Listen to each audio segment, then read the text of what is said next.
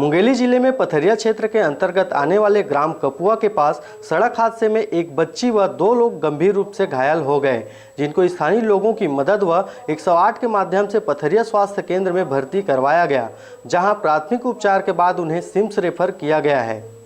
आपको बता दें कि बाइक सवार निजी काम से पथरिया गए हुए थे, जहां से दोपहर लगभग 3 बजे लौट रहे थे। इसी दौरान मुंगेली की ओर से आ रही ट्रक ने उन्हें अपने चपेट में ले लिया।